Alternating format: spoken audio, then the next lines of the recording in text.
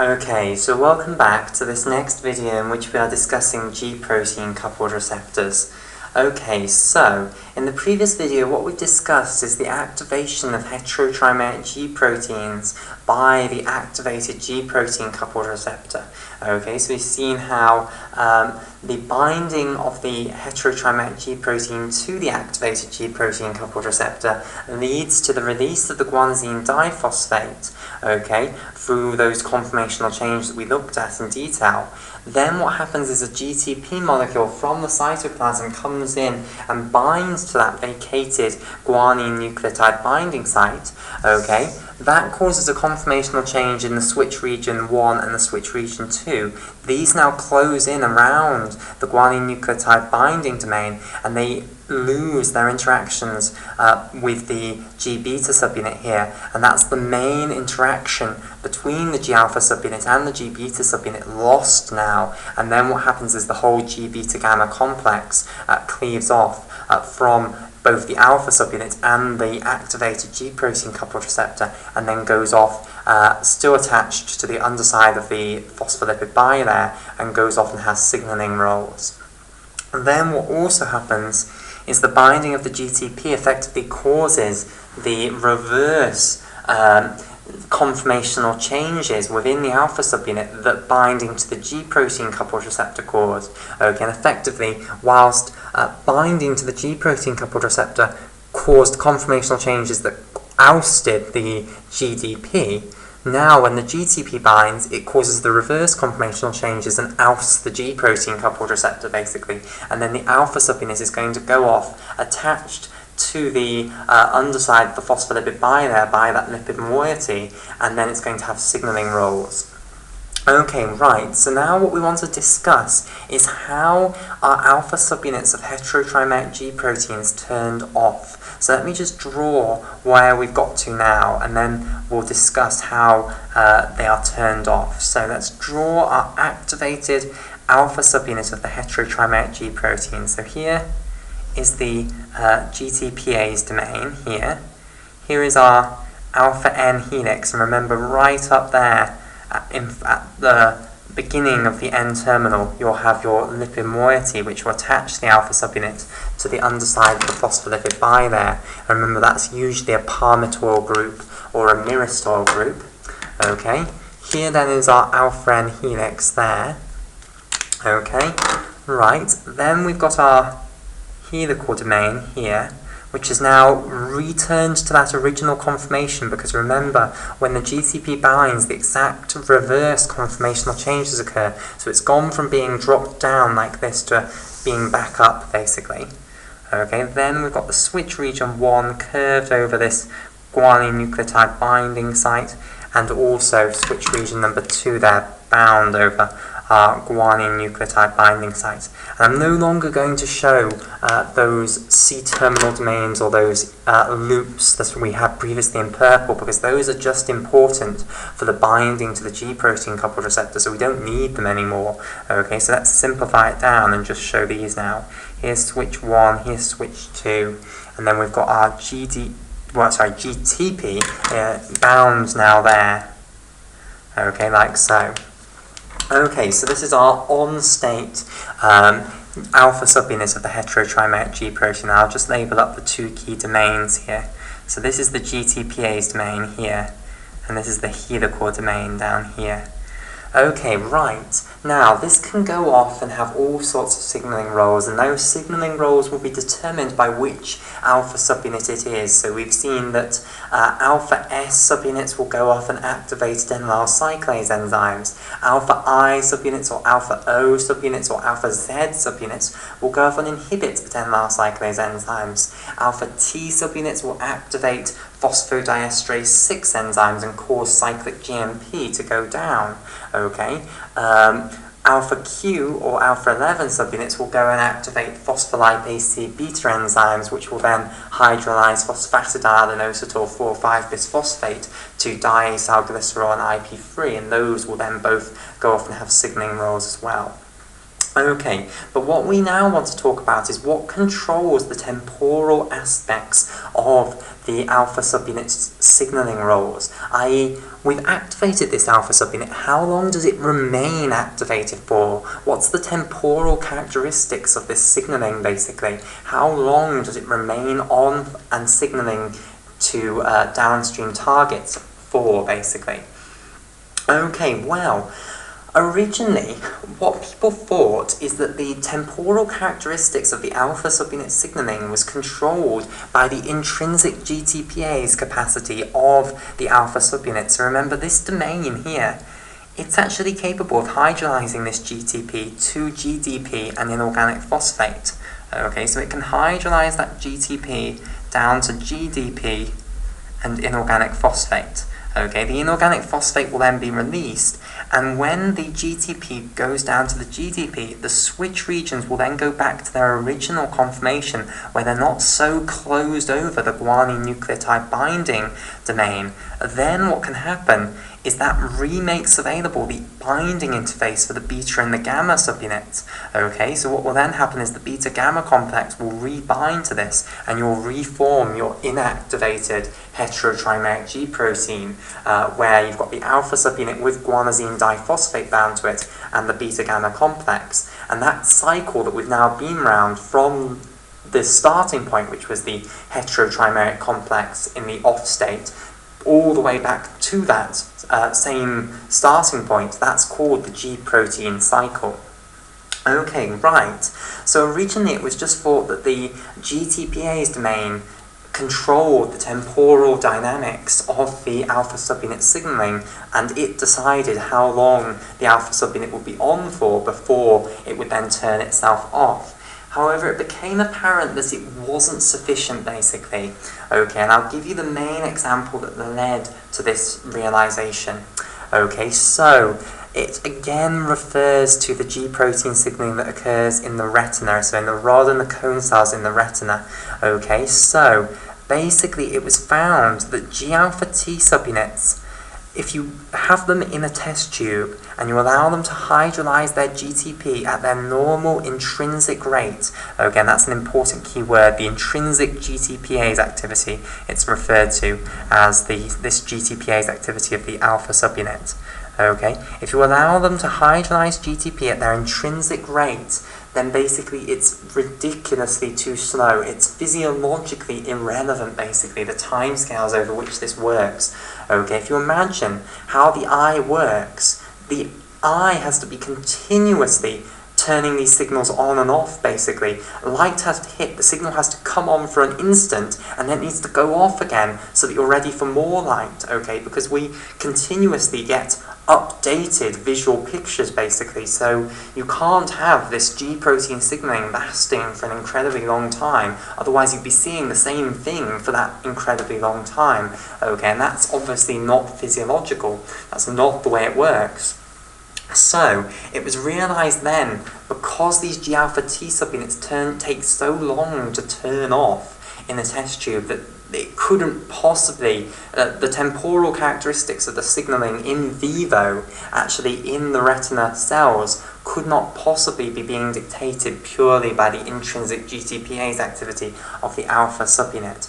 Okay, so then what people started to move towards was the concept of a G alpha subunit gap. Okay, now this concept had already been discovered in with regards to monomeric G proteins. Okay, so heterotrimeric G proteins are not the only G proteins in cells. Okay, there is another family of G proteins known as the monomeric G proteins. Okay, and these are just single proteins rather than heterotrimers.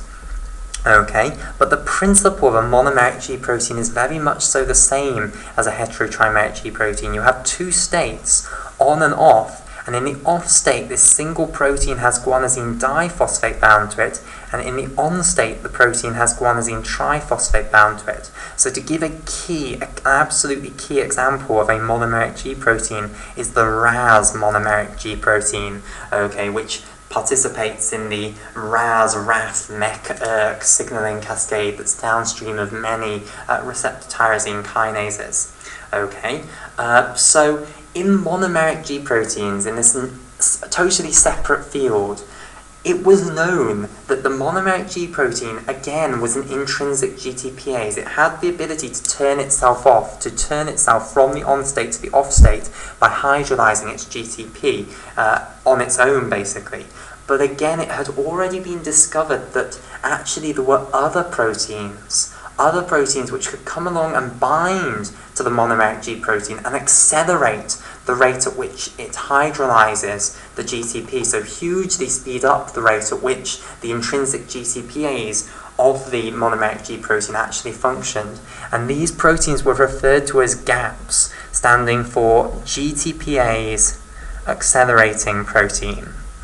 Okay, so we'd come up with the idea and we'd actually discovered examples of GTPase accelerating proteins for monomeric G proteins.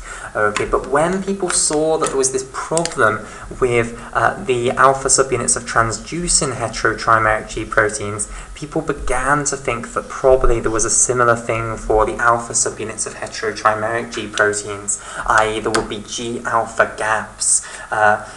GTPase accelerating proteins for the G alpha subunits. Okay, and this kick-started the discovery of the regulators of G protein signaling proteins, okay, which we're going to turn our attention onto now. Okay, so these things do exist, basically. There are GTPase accelerating proteins for alpha subunits of heterotrimeric G proteins, and they are extremely important in controlling the temporal characteristics of alpha subunit signaling, basically, i.e. how long the alpha subunit is going to be active for and activating downstream pathways. Okay, so these proteins are known as RGS proteins, okay, but you should think of them just as being G alpha gaps, basically. Now, what does the RGS stand for? It stands for the regulators, that's the R, okay, and then the G is for of G protein, and then the S is for signaling. So the regulators of G protein signaling proteins, or the RGS proteins, these are effectively GTPase activating proteins for alpha subunits of heterotrimeric G proteins. Okay, and I should have just said that GAP, you can either think of it as standing for GTPase accelerating protein, or you can think of it as standing for GTPase activating protein. Both are perfectly reasonable names for that abbreviation. Okay, right, so these proteins then, and it's a large family of proteins. In humans at present, I think we have 37 genes for RGS proteins, although that number is likely to grow in years to come. Okay, so I'll just write that down. So 37 genes for RGS proteins in humans. And what they do is they bind to the alpha subunit of heterotrimeric G proteins. Specifically, they bind to the switch 1 and switch 2 regions here. And basically, they then activate the regions in this nucleotide binding pocket to then cause the hydrolysis of the GTP, basically, down to GDP and inorganic phosphate. Okay, right, so they activate the hydrolysis, the turning off of the alpha subunits of heterotrimeric G proteins. Now, all of these regulator of G protein signaling proteins all have one of two domains present. They either have an RGS domain, okay, or they have an RGS-like domain. So all of these proteins have this same structural feature, which is an RGS domain or an RGS-like domain. And for short, RGS-like domains are abbreviated as RL domains. Okay, so you just put RGS for an RGS domain, but for an RGS-like domain, you'd call it an RL domain. And both of these domains are a cluster of 9 alpha helices. Okay, so let me show you how these 9 alpha helices are arranged, because they're arranged into 2 bundles.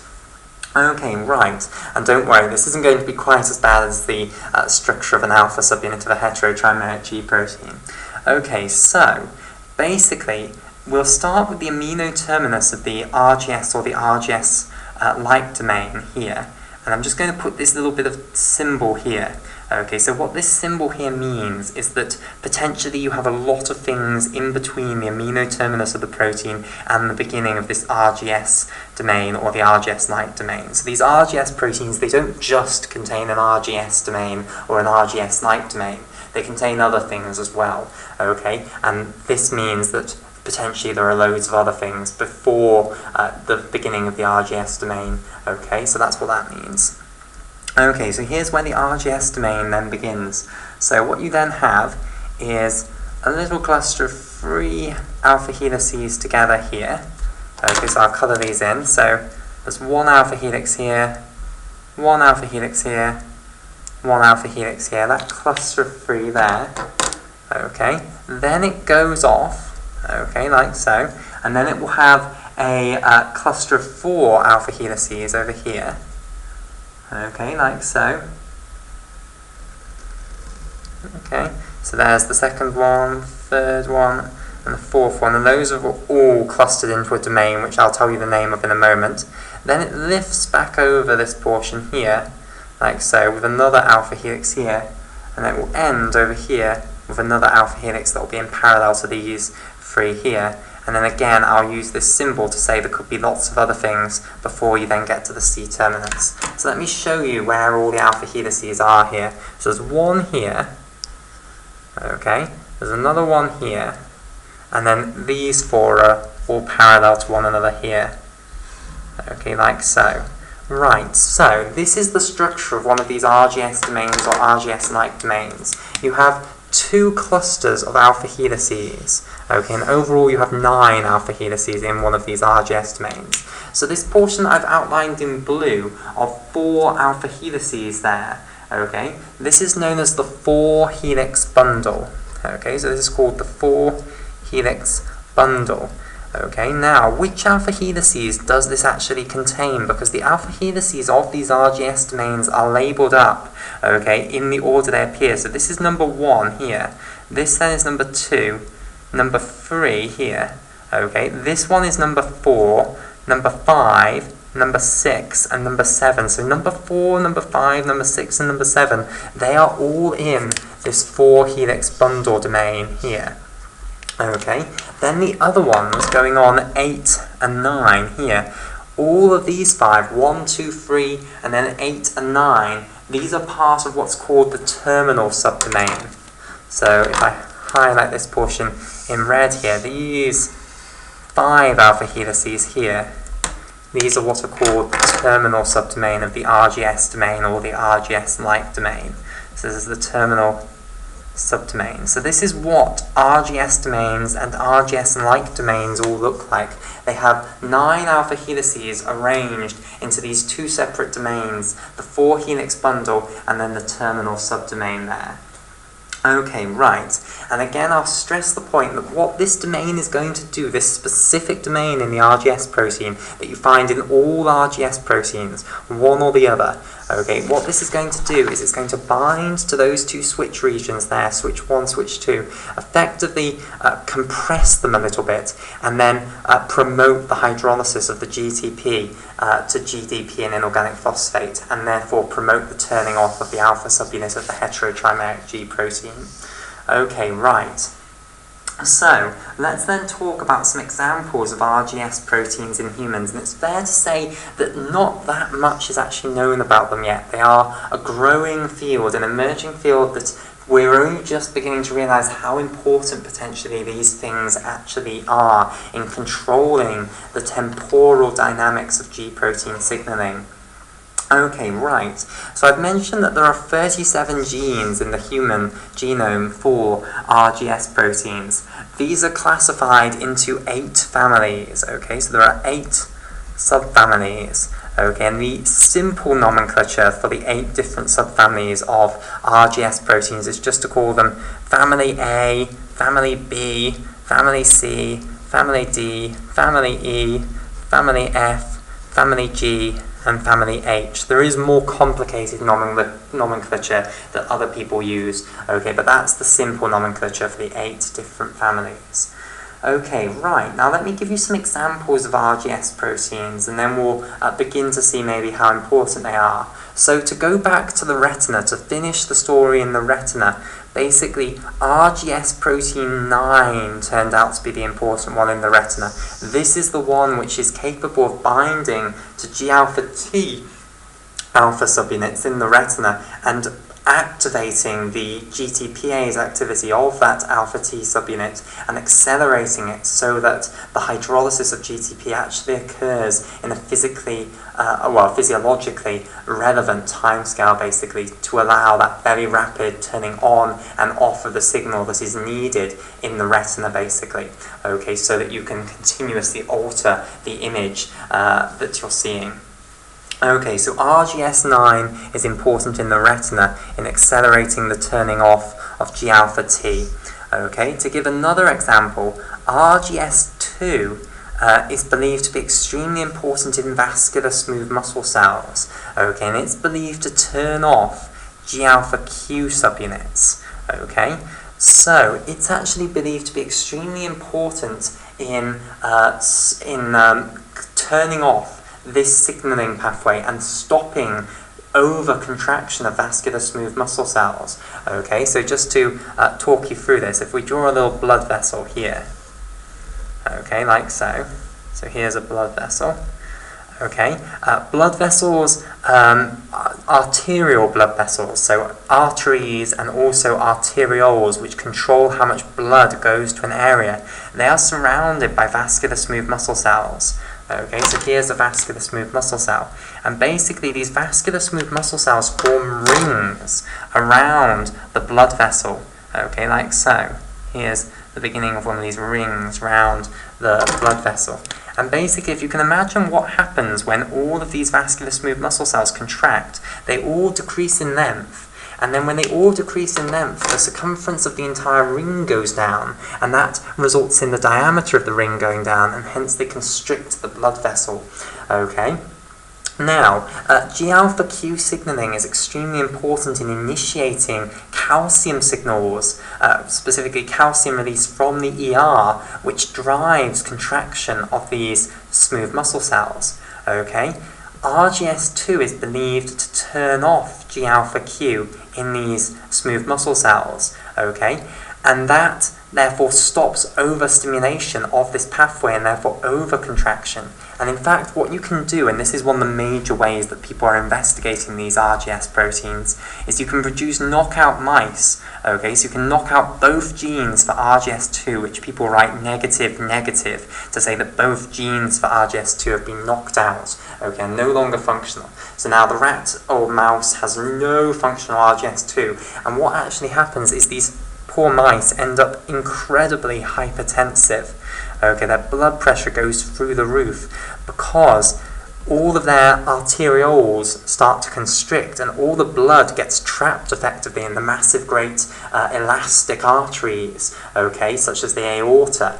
So the heart is pumping the blood into the elastic arteries like the aorta. The aorta bulges up, and usually what should happen is the aorta should force its blood out through the smaller arteries and then through the arterioles so that it can go through the tissues.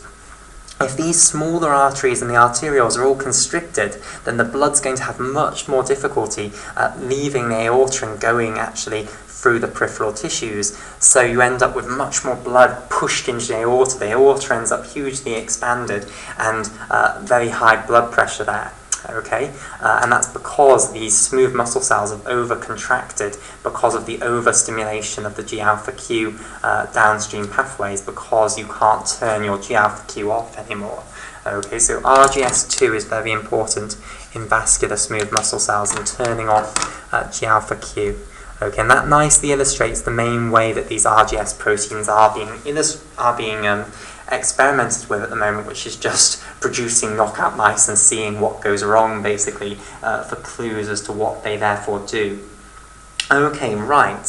So what I want to mention, the final thing that I want to mention about regulators of G protein signaling is that they themselves are most likely regulated. Okay, so the idea here is that there will be mechanisms controlling the regulation of the RGS proteins, okay? And by controlling the function of the RGS proteins, you can control the temporal dynamics of the G protein signaling, okay? You can control how long your G proteins are actually going to be on for, basically, by controlling the regulator of G protein signaling proteins, the RGS proteins, and therefore regulation of RGS proteins is one of the key things that people are interested in as controlling the temporal dynamics of G protein signaling. Okay, but we haven't got a clue at the moment, basically. There are theories, but they are just that, they're theories. They don't really have that much support at the moment. Okay, and they're still very, very controversial. Regulation of RGS proteins. Okay, but this is a big emerging area, basically, that these things are probably going to play a huge role in controlling how long alpha subunits of heterotrimeric G proteins are on.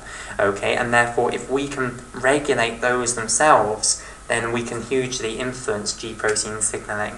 Okay, and that's a big emerging area, but at the moment it's still in its very early days.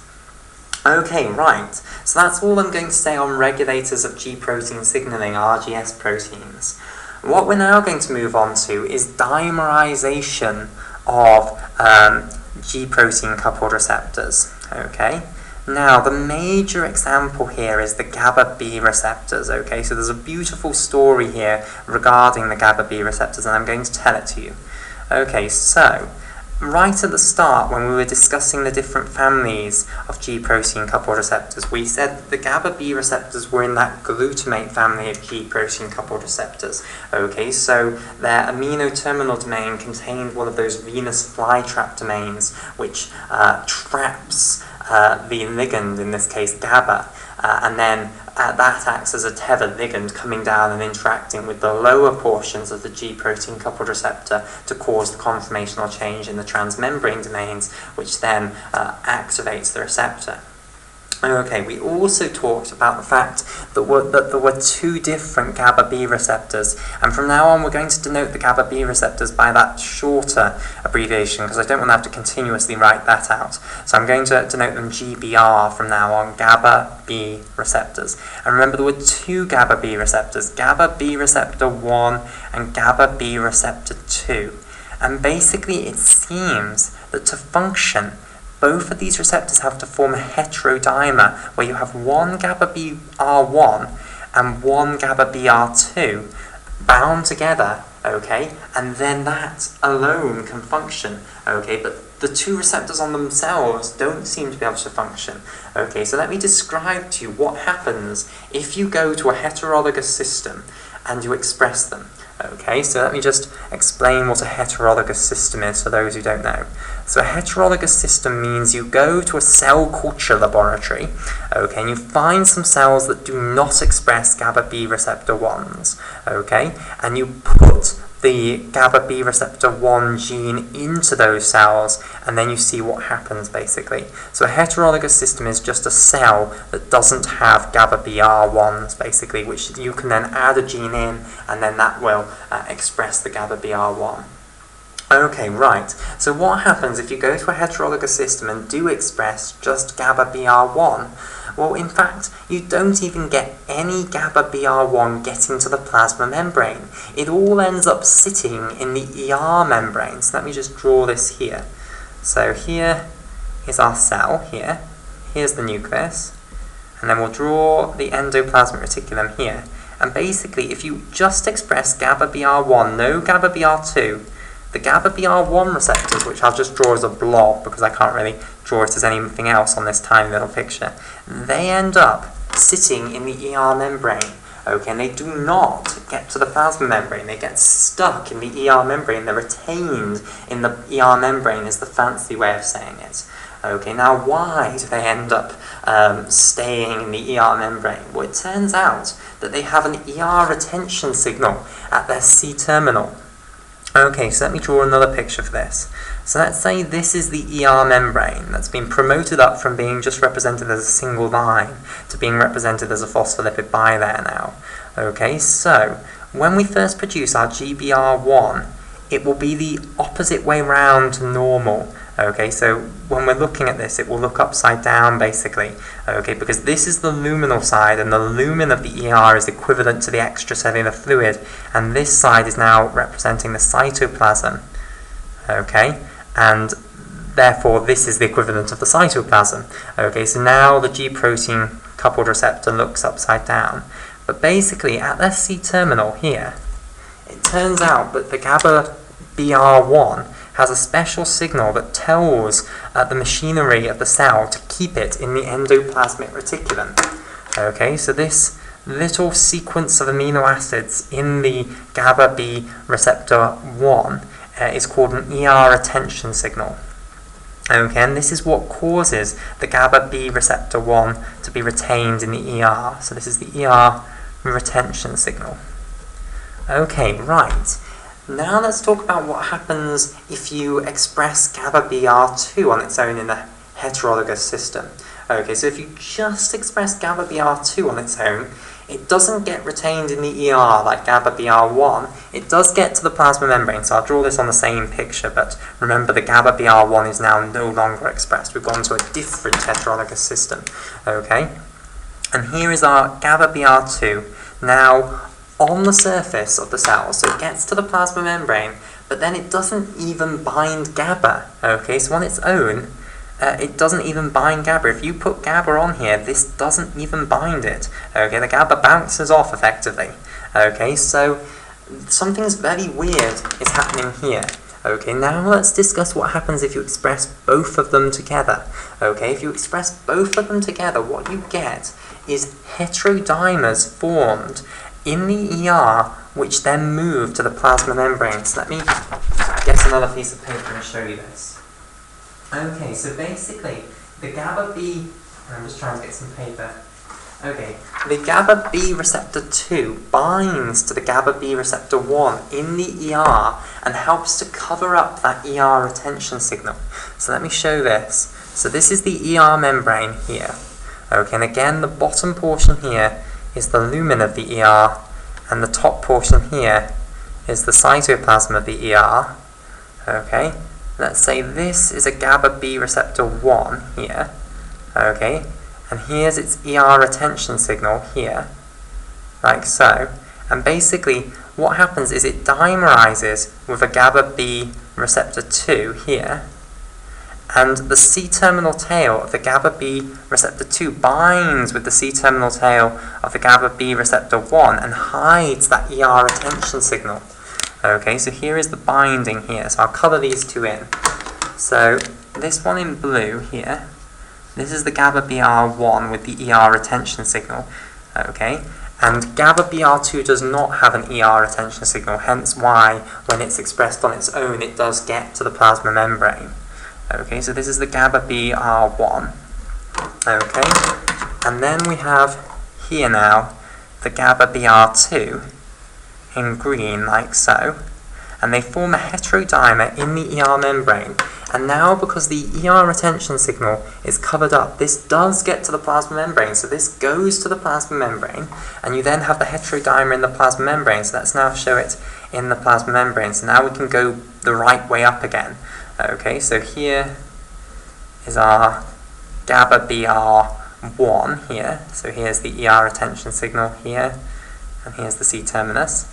And now let's draw the GABA BR2 here, 7 membrane spanning alpha helices, and then its C-terminus is still dimerized with the C-terminus of the GABA BR1. Okay, so once again, if I colour the GABA BR1 in blue here, and then the ER retention signal can be in red, and then the GABA BR2 can be in green here. Okay, right. So together they can then both go as a heterodimer to the plasma membrane, like so.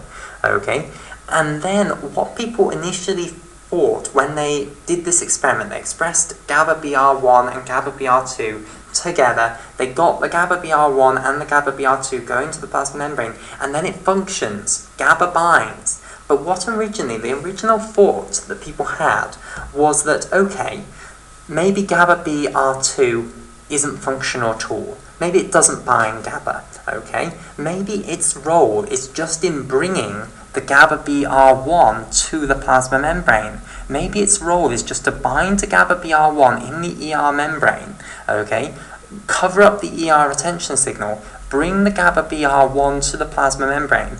Then they could, split apart, okay, and then the GABA-BR1 could function as the functional receptor and the GABA-BR2 doesn't do anything, okay, but that theory was squashed basically by the fact that if you remove the ER retention signal from GABA-BR1, okay, so you go to a final heterologous system, you change the GABA-BR1 gene so that it no longer has that ER retention signal, it will no longer produce a protein with the ER retention signal, and you put that into a cell, what happens is the GABA-BR1 gets to the plasma membrane.